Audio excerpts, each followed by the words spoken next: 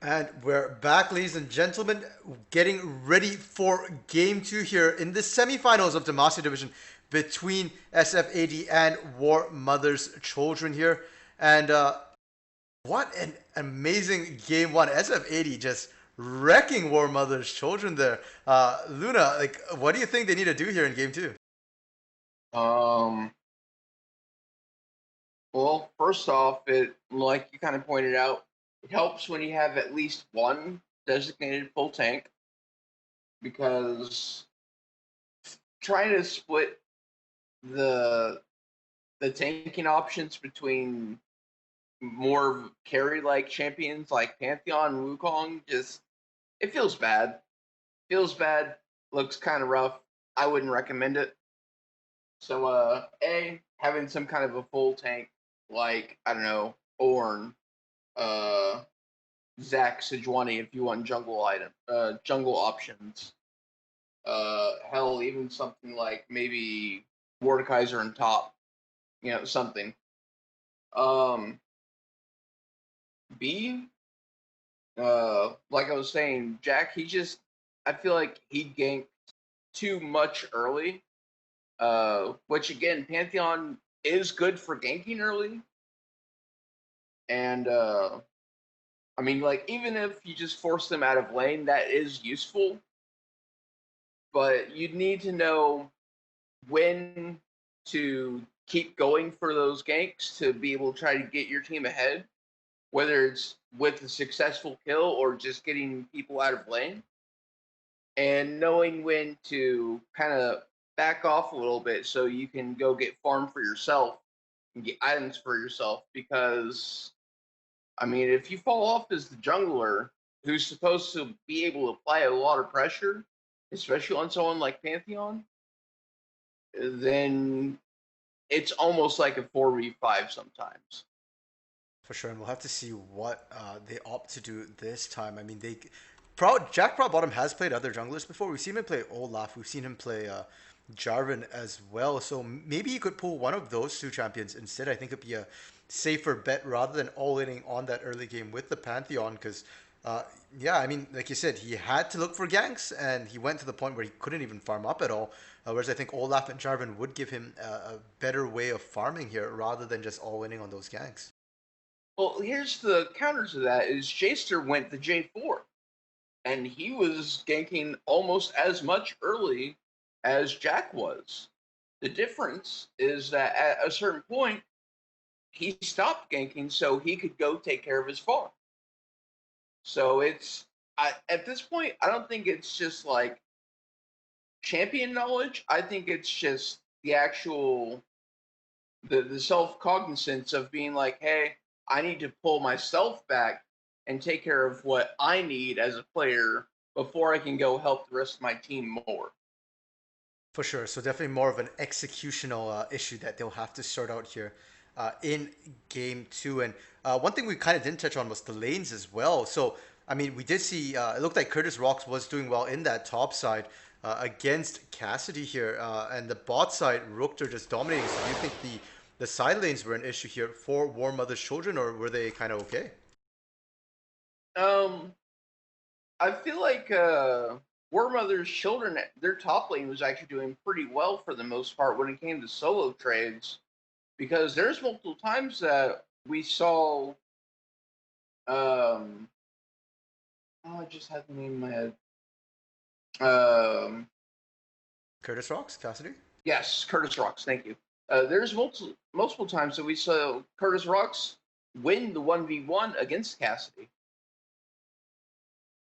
Yeah, so I mean, so I think that top lane's fine then, and we do see the pro draft starting up here. SF80 on the blue side this game, no change to their roster. Same with More Mother's Children, and they're on the red side instead. So SF80 going to start their bans once again with the Mordekaiser and Yasuo here. And War Mother's Children, interestingly, they're banning out the Jarvan to start things out with the Blitzcrank as well. So the Blitz somewhat expected, but the J4, I mean.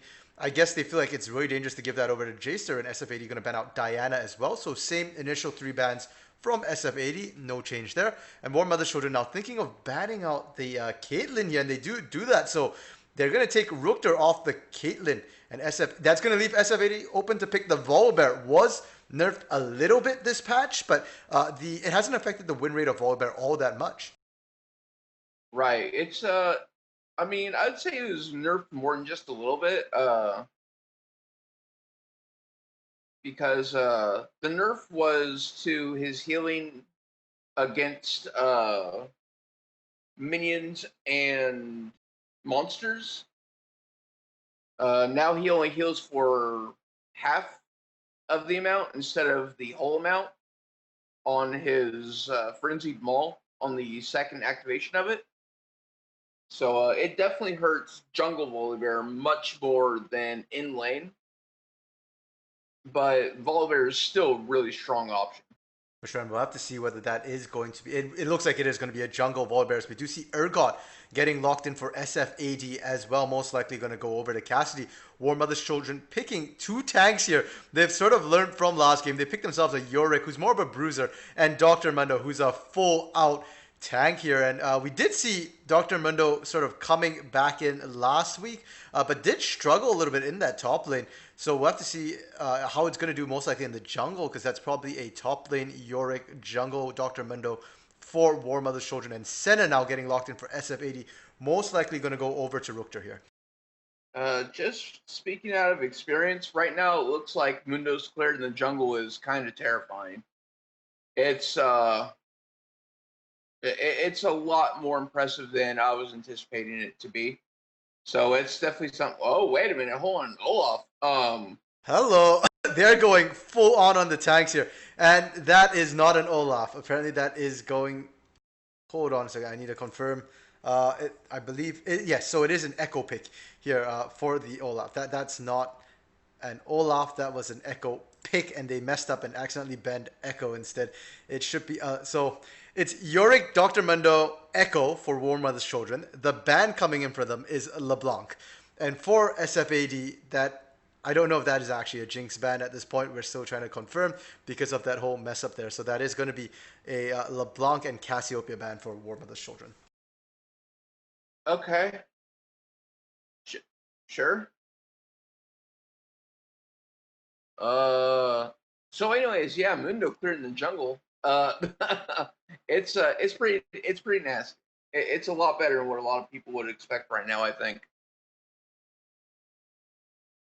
Yeah, and I mean, Mundo originally did make, I believe, his debut on the world stage. Oh no, he did show up in the top lane in season 2. Never mind, that was I believe it was Taipei Assassins who did that. But he did quickly go into the jungle after that, especially in that Shyvana meta, which M5 Moscow 5 back in the day brought onto the world stage here. So he's no stranger to the jungle at all, and his jungle clear was never really hit. So it was just, I think, a matter of fading out of the meta for a bit. And we do see that is a Jinx and Ezreal ban from SF80 confirmed. So they target ban out Ancient Fear in the bot lane. They picked themselves up a Kindred for Jaster in the jungle as well. Or I'm so confused with the draft right now. So is that going to be Volley in the top or God in the mid? It could be mid lane volley. Or it could be bot lane Volley with the Senna, with the fasting Senna perhaps. Because we do see the True. Veigar also being locked in for SFAD right now.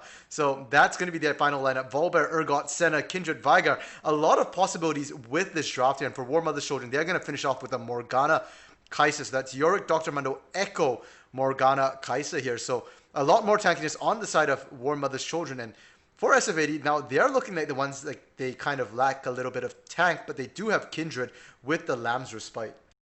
So they have Kindred with Lamb's Sprite, which is very nice. They have, I mean, volleys. Volley will probably be mid, I think. And Urgot, although he's not really a full tank, he does tend to build, kind of like Juggernaut items, like stuff like Black Cleaver, Death Stance, to give him some kind of health and resistances. I mean, normally I'd agree with that, but wasn't it Cassidy who built the on-hit attack speed Volibear was it last week or the week before? No, I don't think it was Cassidy. Oh, okay, I misremembered. It was No, it was someone in silver. It was I never flees Oh, okay, okay, yeah, right, right. on Rory Orbals. Yeah, so we have seen, I think, we've seen attack speed volley, we've seen AP volley as well, and we have seen tank volley. So it's really a question of what we're going to see coming up SF80. And the other thing too is, where is that Volibear going to go? Because I'm assuming Kindred has to go jungle, right? Like, we don't see Kindred anywhere else. Yeah, it's. I mean, Kendra could go other lanes. It's just she's best in jungle because of her stats. Although it is interesting to think of possibly a mid Kindred because if you're already mid lane, then essentially you have an easy way to poke into the enemy jungle every now and then wherever the stacks come up. So that could be an option. Uh, it could be volley mid and Kinder jungle, and then it could still be fast and Senna with Vigar getting the farm, which I mean that's double scaling in the bot lane. That's going to be terrifying. And that just makes it so hard to try and judge which team really got the better of the laning phase here. But if we ignore the laning phase and just look at their drafts for a second, Luna, who do you think won out in terms of composition here? Um, it's uh, honestly I don't know. Because like Warmother's children, they have a lot of tank, but they're also more of a an all-in comp, and the Vigar just kind of just straight shits on it. Let's be real. All he has to do is drop a baby cage, and it just kind of stops any forward momentum that Warmother's children has. I mean, they do have the So Black it's Shields coming out from the Morgana. yeah, but Black Shield only stops one. It only stops one. It only keeps one person safe. I mean, it's just like it only does so much. Like the if the event horizon only affected one champion, then yes, I would be like Morgana Black Shield.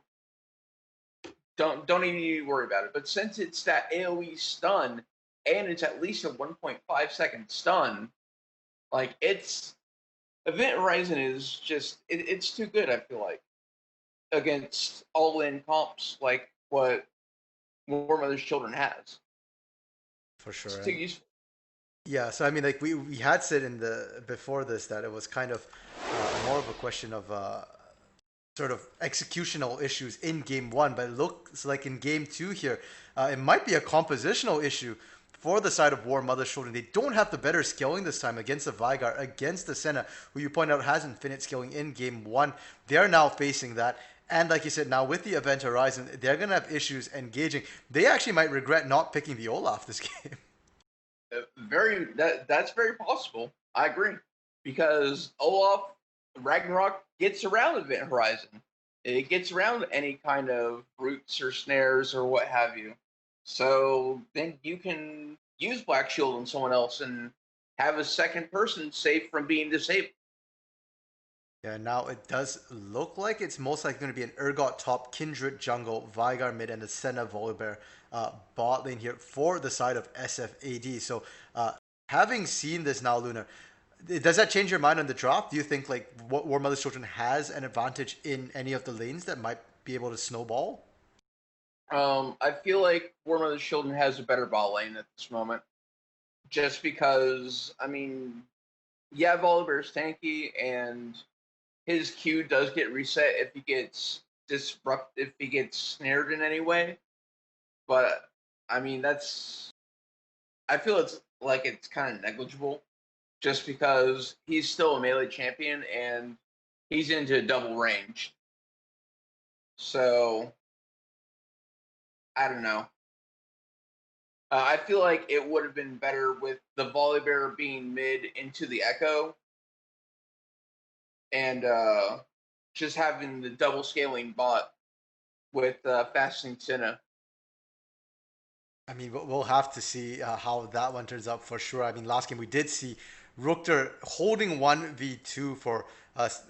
After about, I think it was about 8 or 9 minutes into the game there, the North Wolf kind of just abandoned Rookter And Rookter was fine handling the 1v2, so they might just look to do that again. Let the North Wolf roam out here with that Volibear, make plays somewhere else, and then not have to deal with the melee into double ranged abuse. We'll have to see how that one works out in the bot side, and definitely it's going to put pressure on Ancient Fear, on Viperisk, to try and be that advantage for their team. And top lane as well, for Curtis Rocks, we're going to have to be able to see if he can perform a repeat of game one here where he can try and win that lane against Cassidy, because if not, I think they're going to be in for a rough time. Yeah, I definitely agree. It's going to be an interesting game. 100%. And with that, we are going to head into intermission here, just to wait out that 1+ minutes worth of spectate delay and loading into the game. So stick around, and we'll see you on Summoner's Rift shortly.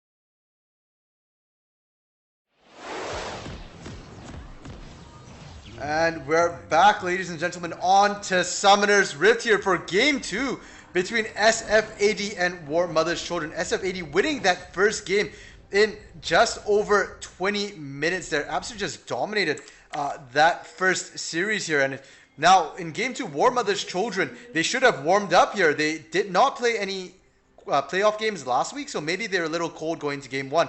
But they have no more excuses here in Game 2, and they're going to look to respond and try and find themselves a win here.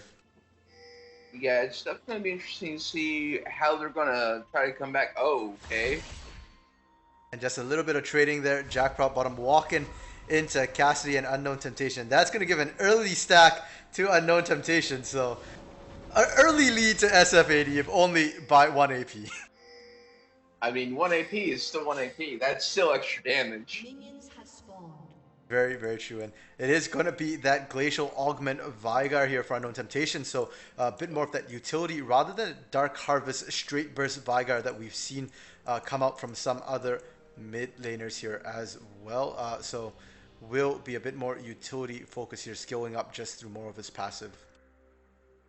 Right, which, I mean, it is more utility, but at the same time, just having something like Twin Shadows being an option early is, I mean, not only does it give him some movement speed and some cooldown reduction, but just that extra slow to be able to help set up his event horizon easier, or just pop his W. I mean, it's useful, super useful. For sure, and bot lane, we're already starting to see some of that melee into ranged action here. North Wolf getting poked out a little bit, but there's just not a lot of damage coming out from Morgana. The auto attack's not doing a lot here. and the Dark Bindings also not, unfortunately, not enough damage in the early game against a Bruiser who's naturally tanky. Instead, it's Rookter punishing here, getting a lot of poke down onto Ancient Fear. Now Viper's the next target, and Viper's already taken down to 50% at level 1. Topside though, Curtis Rocks not having the good of the straight. First blood going towards Cassidy there in that topside. Flash being burnt by Curtis Rocks a little bit too late. Cassidy able to match that flash. And it's completely different from game 1 as it's now Cassidy picking up that early first solo kill. No jungle pressure needed. And that's going to force the teleport out of Curtis Rocks as well. Ooh, good flash. Bot lane, the North Wolf going aggressively in there. And he's running actually Flash Ghost, interestingly enough. That Flash getting him in stun range, but they do lose a lot of health. They are punished for it. So despite the Flash coming out, Vipers and Ancient Fear are doing okay in that trade here. Yeah, it's an interesting option. Oh, but hold that thought, because Deathstone with an early level 3 roam here. Looking to that bot side, Rookter getting low, the Ignite being used, and Ancient Fear able to find a kill in that bot side here. Jack Prout bottom, I'm not sure why he bothered to show up. I guess he was in the area, was looking for that scuttle, will just show up to cheer his team on. And they do manage to even up the kills, but they don't manage to even up the goal. Yeah, he's just there. I mean, it's Pool Party Mundo. He's got a ukulele. He's just chilling. He's like, hey guys, I got the tunes. Yeah, I guess Mundo goes where Mundo pleases anyways. On top side, we do see a bit more trading between Cassidy and Curtis Rocks. And normally, the top side is a bit of a wet noodle fight that we don't normally track, but we already saw First Blood going down. And Jacer is waiting in the wings here. But I don't think he's going to find anything, because Curtis Rocks is still stuck under his turret. Yeah, like, right now, I feel like if you're Jacer, you just go... Oh, but the bounce came out. He walked towards the bush. He tried to get a bit of vision down, but the flip is there. Cassie gets him out, and that's going to be another kill. Jacer picking this one up. Cassie just barely surviving. Did get stuck between a rock, a cage, and a turret, it looks like. So he actually does go down. The minions find Cassidy, and it's 2 for 2. Even right now in terms of kills, and pretty much even in terms of gold as well. I feel like your brethren are a little biased. Hey man, I mean, we take those. We take anything we can get. True. But I mean, I feel like it was a little overpatient by Jaster, but it paid out. So good on him. Good call. For sure. Any kills that Kindred can get. Kindred, not like a lot of these other sort of junglers here who just look to power farm. If they can get kills, if you can get that Kindred a hit early, we've seen Kindreds really take over games. Another gank into that mid lane from Jacer here. It's a repeat from game 1 where we saw the gank into the top lane, into the mid lane. Just about a minute slower this game here. But doesn't get anything from Deathstone. No flash, expended, and no kill into the mid lane either. So, interesting thought. I kind of wish Cassidy went something like Gnosis. Because then... that's good poke there. By, a little bit of trading in the mid lane. Deathstone getting the better of that. Will force the base out of Unknown Temptation, but he does have teleport available. Can get back to lane really quickly here. Actually, bot side, Jaster trading a little bit of jackpot bottom, sorry to keep cutting you off, but they keep fighting. Like, it's just like game 1. They don't stop in the early game. A cleaver coming out just to dissuade Jaster from chasing any further, and this 3v3 is kind of not developing. Yeah, it's just kind of... I feel like it's a very awkward dragon dance at this point. Yeah, but Rookter getting hit by another Dark Binding in that Tormented Soul. He's taking a lot of poke actually on this center. Has to be careful. And speaking of that Dragon Dance, Jaster getting collapsed on, getting caught out. He might go down here. Can they find him? No. Instead, it's going to be the North Wolf sitting in the midst of 4. Deathstone looking in. He finally does manage to get Jaster down, and the North Wolf did as well. That's a double kill. Deathstone picking up both of those. And the Chrono Break, he hit 6 just in time to be able to get out safely. And the Dragon Dance ends with Warmother's Children winning that one there. And they win top lane as well as Curtis Rocks gets the kill onto Cassidy here. They get the double kill in the bot lane. They get the Ocean Drake as well. And Warmother's Children, despite our concerns of their draft, are starting game 2 strong. Yeah, it was I feel like that was just a lot of miscommunication from SFAD.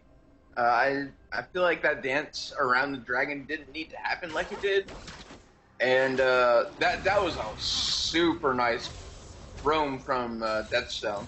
Like him coming down all the way around from Tribush, that really helped set up that whole thing for Warmothers. That was very well played. And it paid off huge as they now find themselves in about just shy of a 2,000 goal lead here before 10 minutes, and that's really huge at this point in time. The bright spot for SF80, of course, is Unknown Temptation, who did not leave lane. He's now 61 to 27 CS right now. He's got a huge lead in that mid lane, and despite that, though, he's actually not ahead in gold. He might not be ahead in gold, but ooh. Bot lane, the engage from North Wolf, but the stun lands onto the Black Shield. Will not be able to pop it. Rookter able to pump up the damage though, and Viper's is going to get taken low. Will survive, and that's the exhaust coming out from Ancient Fear as well. Yeah, very good Black Shield. Very clutch. If that Black Shield didn't come up, that was definitely going to be a kill for SFAD.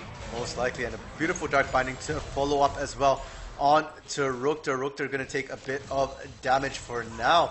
And Rookter, who was so dominant last game, is now 0-2-0 already before 10 minutes here. Right, which, I mean, when you think about it, it makes sense at this point because unlike the Caitlyn, Senna takes a little bit more time to come online. But when Senna does come online, because she's infinitely scaling, it's a very bad time. Which, it brings me back to what I was saying earlier, is if Cassidy went Gnosis, they would have had 4 infinitely scaling champions on SFAD. Yeah, I don't know if they have been able to survive the early game though, and we just had the Dragon Dance. Now we're having the Baron Dance in the top side, but they're already pulling the trigger. We missed most of the dance here. We got straight to the ending, and that is going to be the ultimate...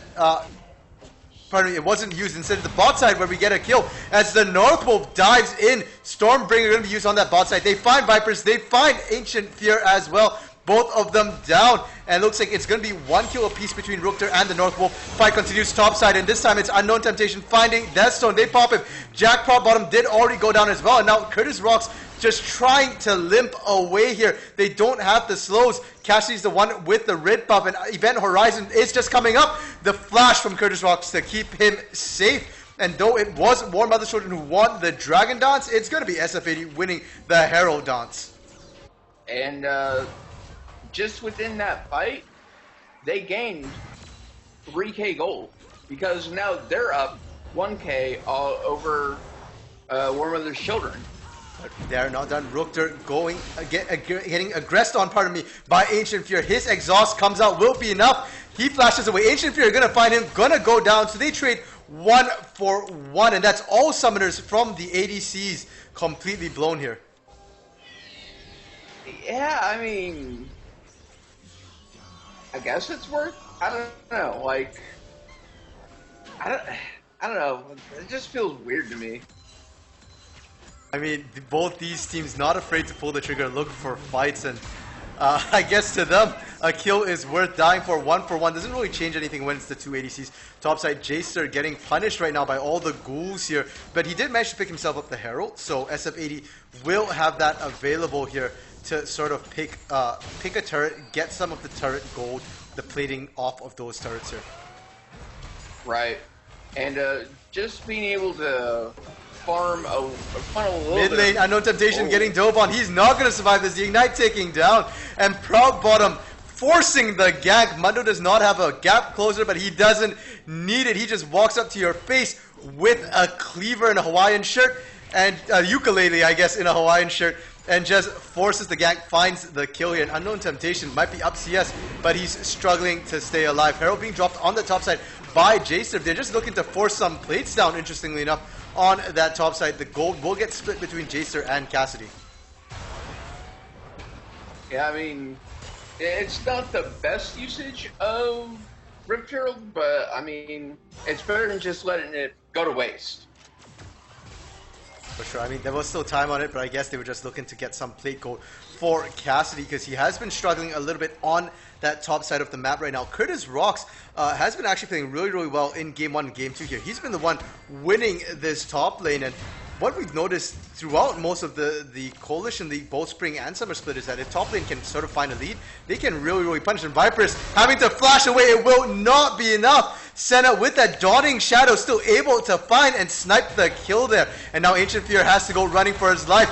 He has to be afraid as the Northwolf goes charging in, and angry Volibear finds another kill onto that bot lane. And despite having a rough start for Northwolf and Rookter, they are starting to come online. They are starting to punish Ancient Fear and Viper's here.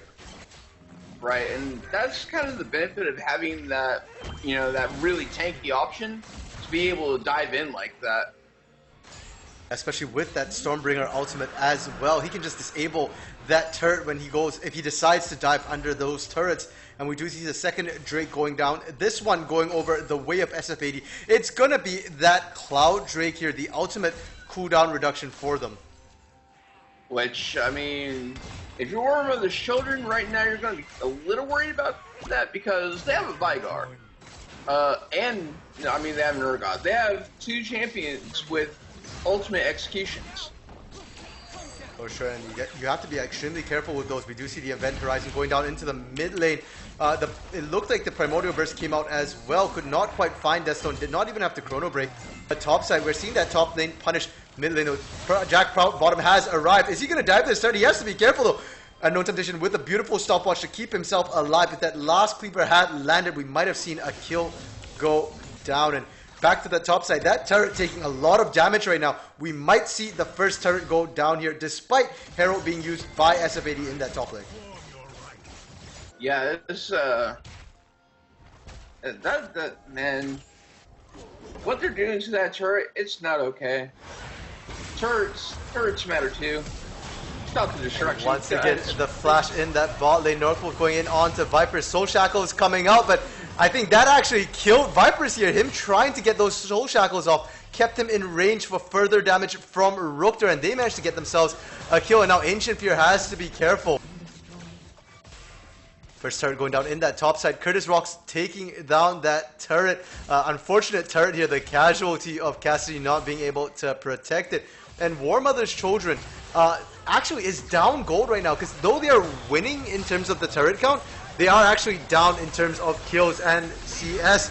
Deathstone roaming down once more to that bot side. Rookter looking to try and trade back before he goes down. Can he find it? Yes, he can. He gets one.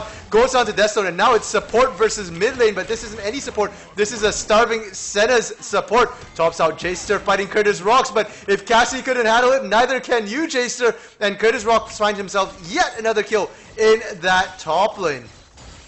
Man, this game is just insane right now. There's a lot more action going on in this game, I feel like, in the mid game than there was last game. For sure. And well, actually, it isn't so much that there's more action. I think it's just more even action here. Last game, it was just SFAD. At this point in the game, 15.5 minutes, they were already steamrolling, and we were kind of wondering, go next at that point. Whereas here in game 2, it's much, much more even. We still have 21 kills across the board here at 15.5 minutes, and it's great to see it. Mid lane, the outer turret did go down, evening up the turret score for SFAD, and that means that both teams are now within spitting distance of each other when it comes to gold. Very true. That is a very good point. I like the option of giving the Echo the blue buff here, just because, I mean, Mundo doesn't really, he doesn't need it. He don't have any mana. He doesn't have energy. I mean, the cooldown reduction's nice, but I mean, at the end of the day, it's just better to get that on to Echo or Morg or hell, even Kaisa. Speaking of which, yet another fight breaking out in that bot lane. Viper's just getting completely bursted out this time by the Northwolf and Rookter. That leaves Ancient Fear running for the hills. Topside, Cassie and Curtis Rocks fighting once again. The flash coming up from both of them. Curtis Rocks finds one, but Unknown Temptation is coming in, looking for the kill. Can he find it? He lands the Event Horizon, but the sheer amount of tenacity means Curtis Rock is perfectly fine. Primordial Burst does not find the kill, and he misses the Baleful Strike. Curtis Rock getting himself 2 kills in the top side here. Absolutely monstrous. Bot side, the fight continues. It's a 3v3 down here as Deathstone arrives, Jack Prop Bottom was taking an absolute beating. The sadism not being used. They do unfortunately fail to secure that turret, and this means they might look for more Death Zone going in. They're mostly squishy here. Exhaust coming down, but it's on North Wolf. That's not the target you wanted on.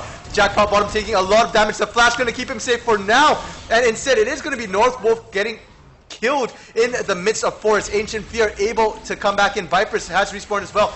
Now Jacer trying to run away. Lamb's Respite is available. Will he use it here? He might have to. And no, he doesn't. In fact, he gets bursted down by Ancient Fear instead. And it is going to be Vipers picking up Rookter, landing a beautiful Dark Binding as well. And Warmother's Children wins the extended fight despite losing the turret in the bot side.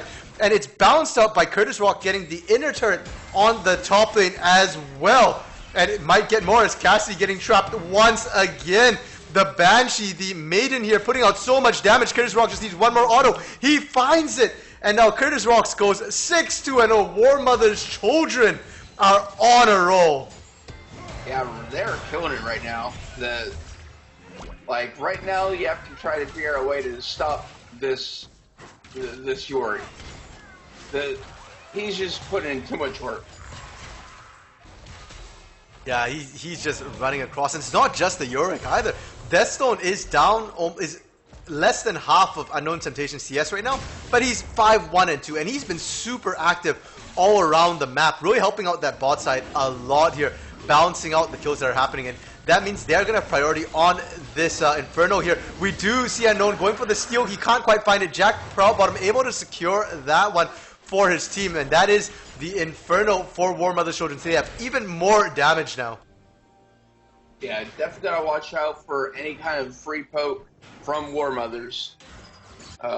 Especially since Inferno is going to be the sole trait for the game.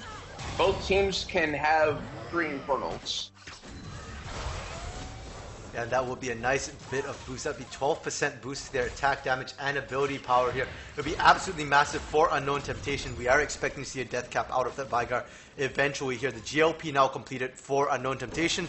So he has a lot of slow potential, can look to run people down. Not the best into an Echo necessarily, you can just dodge it, but if he runs into the Mundo, if he runs into the Yorick, it will certainly help a lot. And we do see the last outer turret here. Nope, the mid's still standing. So the bot lane outer turret, and bot lane Rookter finds Ancient Fear. He gets popped, they get the turret, but he loses his life. And the flash coming up from Vipers to keep himself safe for now. The ghouls here are just doing so much damage to Cassidy. It's like, they were barely on him and took out 1/4 of his bar. That's nasty. Yeah, and the damage to the turrets as well. Between the Demolish and the Trinity Force, one bonk is roughly about a quarter to a third of a turret's health here. So it's going to be really, really hard to stop Curtis Rocks from getting more objectives, but they're going to try here as they've got a 3-man collapse going on. Jaster here along with the Northwolf. Lamb's Respite is available. We'll have to see if he does use it or not. Stormbringer coming out, and they've got the 3-man collapse right now. 4-man as Unknown Temptation shows up as well. Cassidy finally finding the shutdown. The execute comes across. The Harpoon finds him, and that's a 700 gold bounty going to Cassidy, and that would be nice for him to desperately try and close that 2,500 gold gap in that top lane. Yeah, he definitely needed that. Like, the Yorick's just been punishing him all game, except for when Cassidy got that first blood on the Yorick. And I mean, it helps a little bit, but I don't think that 700 gold bounty, unfortunately, is necessarily going to make Cassidy suddenly able to duel against Curtis Rocks in that topside mid lane. They are looking for the dive onto Rookter, potentially. Jack Prop Bottom taking a lot of turret damage, though. Has to be careful here. No real healing cut yet. Actually, no, I lie. Northwolf has Executioner's Calling, but he's not present, so they don't really have a way to stop the healing from the Mundo ultimate here. And he's going to pop it early to just heal up for the potential breakout of a fight. And now Deathstone taking a lot of poke and punishment here. But Northwolf in the top lane able to find himself an outer turret, and that actually evens up the turret scores here. And now there's only 1,000 gold lead on the side of Warmother's Children in game 2. Yeah, this game definitely much closer than what game 1 was, hands down. I mean, like, compared to game 1, in a minute, we would have been done. But now, like, we're still well into the mid game. Both teams are pushing really strong. And that actually worries and concerns me a little bit for Warmother's Children, because they did have a significant 3,000 gold lead earlier, but since then they've been struggling to sort of close this one out here. The only sort of pressure they've really had is Curtis Rocks pushing that top lane. So Luna, if you are Warmother's children, what do you need to do to close this one out? You got to get picks onto Rookter and onto Unknown Temptation. Like, right now, because they're scaling. Instead, we see the picks coming out, it looks like, onto Vipers. He barely survives as the Dawning Shadows can't quite find him, and they do now find Rookter. They did as you asked. They find Rookter, they get the kill, but Unknown Temptation able to fire back and find Deathstone, who could not even use the Chrono Break because he was unfortunately stunned up. They do find Unknown Temptation. The Baleful Strike comes across, sorry, the Primordial Burst, finds Ancient Fear, and they trade 2 for 2 right now. Yeah, and I'm not gonna lie, I'm really not liking Jaster on this Kindred because I don't think I've seen him pop the Kindred ult once so far this game. And multiple times he could have saved people's lives. Definitely, yeah. I don't think I've seen one either at all. So, interesting and unfortunate pick there. It's not working out the way they had hoped for. But so far, they still managed to fire even. And as long as they fire even, like you said, they've got 3 potentially infinitely scaling champions here, with Jason on the Kindred, with Unknown Temptation on the Vygar, and Rookter on that center here. So if Warmother's Children doesn't close this out, it actually gets worse for them. And you're saying, get the picks, find Unknown Temptation, find Rookter. Well, they did that, and they still couldn't win it. So, oh, and we see it. There we go. Lamb's Respite coming out, and it's going to be completely, utterly useless as Jason still goes down there. And that's going to be Inferno potentially going to Warmother's Children. Yeah, like, I mean, okay, so in the situation earlier, you can use it, you have someone else with you that can heal and get more damage done. In this case, you're 4v1, you're straight up caught and snared. You're not going anywhere anytime soon. I can ult try to stay alive. That, I'm sorry, but that ain't it, Chief. That don't make any sense. Yeah, definitely not. And we do see now Viper's getting flipped back, and he gets popped immediately. The Dark Matter crashing in like a comet. He's dead. Deathstone using Chrono Break to Chrono Break the same spot. Does keep him alive for now, though. Unknown Temptation trying to kite around. Rookter does find Ancient Fear on the back, and Unknown Temptation goes down.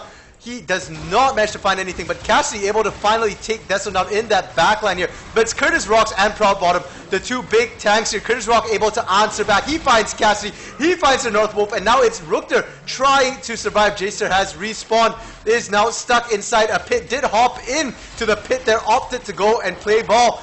Does find the shutdown at least, so is safe. And that's going to be Rookter and Jaster, the last men standing after that huge scrum in the mid lane. Yeah, and I mean, since Rookter is on the center, they're going to be able to heal.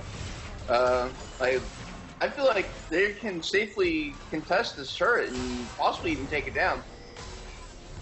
Maybe, but we do see now Ancient Fear and Deathstone are back up here. So Rookter and Jace are not going to stick around. They're not confident that they'll be able to survive this, and they just opt to back out instead for now. And Rookter going to grab himself the red buff here. Which is, I don't know, it's kind of interesting giving Rookter the red buff because he already has a Frozen Mallet. So, I mean, the burn damage from red buff will be nice, but he already has a slow applied on his autos, so... And we'll have to see if that was the right use of that. We do see the dash over the wall. He didn't even blast going, and it's going to be Northwood getting popped first. But it's a double kill from Unknown Temptation as Dark Matter kills both the bot laners here. He gets absolutely popped now. Rookter getting under his turret. The rest of his team is here to back him up. So can Proud Bottom survive? No, he can't. Harpoon comes across. Mundo goes where Mundo pleases, but a Harpoon will drag him back to the base into the Death Chamber. And that is a 1 for 3 right now. And the jungler did. This is a potential Baron for SFAD. Yeah, it's... I feel like this is going to be a pretty easy Baron take for SFAD. They have the damage. And Warmother's children, they're not going to mess around, try and stop this. They don't feel it. They instead just go, take themselves an outer turret, at least a consolation prize here. They do have to be careful they don't get collapsed on as the side of SFAD finish off that Baron and are looking to defend that inner mid turret. So I kind of like this play from Warmothers just because they realize, okay, we're not going to be able to stop them at Baron. So we'll take this turret, we'll pressure mid some, and then we'll try to rotate bot and maybe pressure that out some too, just to try to give us a little bit more control of the map. Yeah, I'm about to see if it works for them or not. The mid wave, unfortunately, is already getting shoved in by the North Wolf, so we are most likely going to see a siege in the mid lane here. And with a Senna, with a Vygar, that siege is going to be very, very potent here for the side of SFAD. Yeah, especially with the Vygar, just because, again, Warmother's children, their comp is mostly, it's just an all-in comp. I mean, they do have a decent flank option from the Echo, and Yorick is pretty fed, so Yorick does have the option to just kind of go off and split if he wants to. But, I mean, if they 4-1, it's going to favor SFAD just because of Event Horizon. Both Senna and Kindred have been scaling not just their damage, but their range. So they're going to be able to poke from safety. So it's going to be a bad time for Warmothers if they get caught out in any way. And if we, speaking of getting caught out, they might find it here. Nope, Curtis Rock's not going to pull the trigger. And we're going to check in with the Infinite Skillers here. 210 bonus AD for Unknown Temptation here. Rukter, 125 souls. And for Jacer there, 5 marks right now on that Kindred. So they are scaling along at a decent clip. They're just shy of 30 minutes right now. And it does look like we are going to see a full 5v5 in the mid lane. The Dark Binding lands. It's going to be on Jacer, but there's no follow-up here. Kai'Sa W doing a lot of damage there. Will force Jacer out, but it is going to be Vipers getting caught out. The Baleful Strike comes across, and he gets absolutely obliterated there. Black Shield or no. Yeah, and that just kind of goes to show what I was saying earlier. Black Shield, it helps until it doesn't. And then we do see the Event Horizon caught out, catching out Curtis Rocks and Proud Bottom there. Curtis Rocks going to be forced back out, and that's the bulk of their threat and damage for the side of Warmother Children. Jacer did get pushed out by the Dark Binding and just opted to just go and pick themselves up the Inferno Drake here. So we'll have now a little bit more damage for themselves. 4% can be the difference between a kill or a miss here, as we saw how low Curtis Rock got. And it is going to be Deathstone getting caught out there. Will get popped as well. No chance to Chrono Break. And they're going to continue the 5v4 siege. Yeah, this is just the range in which they can poke safely and just the amount of damage they can put out with that poke is disgusting.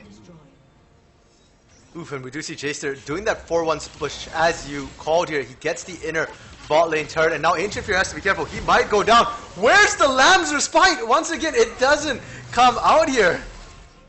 I don't know. Like, I've seen it used once so far this game, and it was at, like, the most inappropriate time. So, I don't know. Maybe it's just, like, a disrespect of... And Vipers has to go golden to try and stay alive, but it just buys time for Unknown Temptation to be the one to pick up the kill here. And they're going to keep on going. We see the flashes coming out. Event Horizon catches 3 here. Stormbringer comes across. They've disabled the inhibitor turret because they want the dive. And Proud Bottom getting shredded. Thankfully for him, Ancient Fear is there to pick up the North Wolf and Unknown Temptation as well. And Proud Bottom still alive somehow. Rukter now there trying to pump out the damage, but he's too far away. And they're going to go for the turret instead. That's a 4-for-2 trade right now. SFAD winning that one. They break the inhibitor turret finally and take the inhibitor for themselves as well. A full 10 minutes later than they did last game. And that just goes to show the straight utility out of Event Horizon. You just drop it when they're retreating in a bottleneck, and oh, hey, look, 3 people right there that we can just smack. And smack that was indeed, because there was just nothing they could do about it. And the Stormbringer to follow up as well just meant that no turret's really safe. Once you get hit by an Event Horizon, they'll just dive you. They don't give a darn. For real. I mean, it's just like, what are your options at that point? You know, it's just like, I mean, even with having some tenacity, you know, that only helps so much.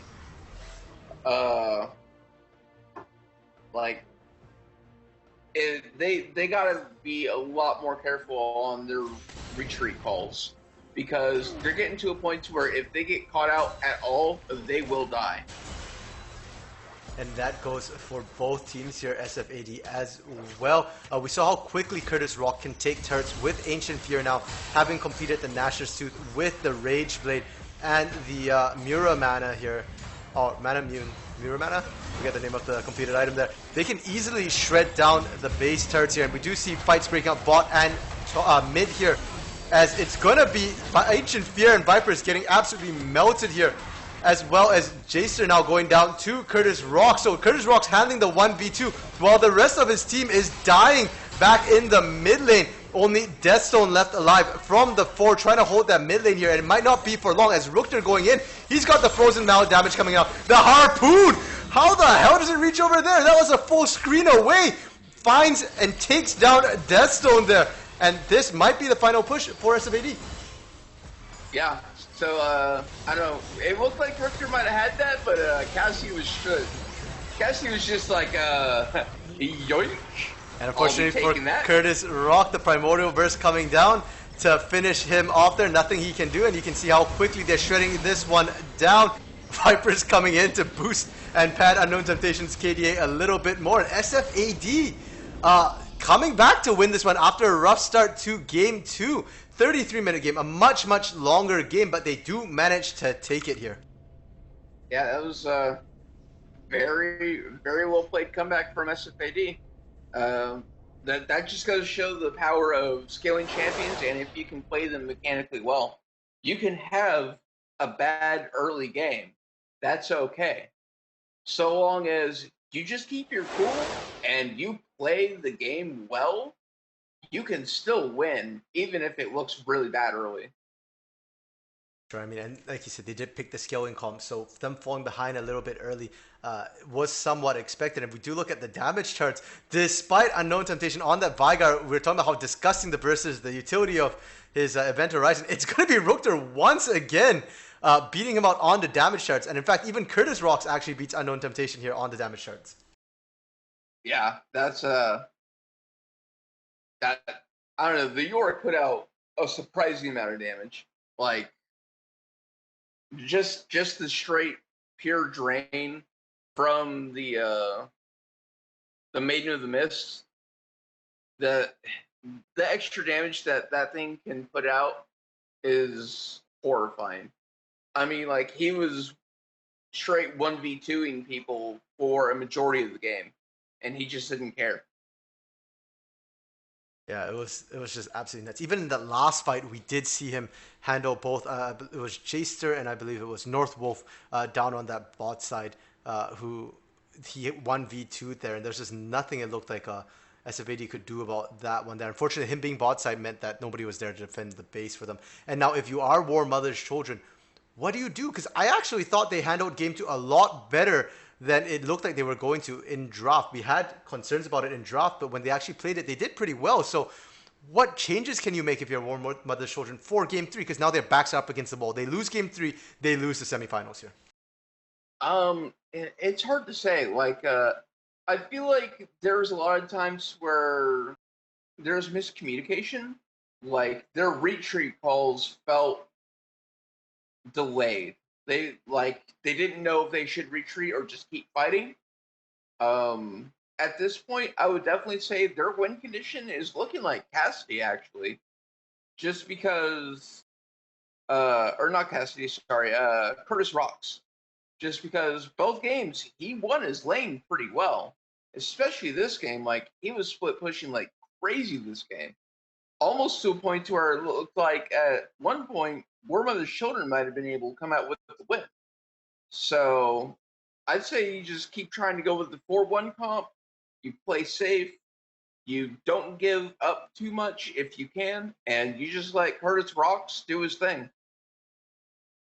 Sounds like a plan. Play through that top side. Let Curtis Rocks do his thing. We've seen many, many teams do that already this split. Let your top laner carry, and Warmother's Children's back, as we've said, is up against the wall right now. You called a 3-1 here, and in order to make it right, Warmother's Children has to show up big here in game 3. And with that, we are going to head into an intermission break while we get ready for said game 3 here. So stick around, enjoy some of that music.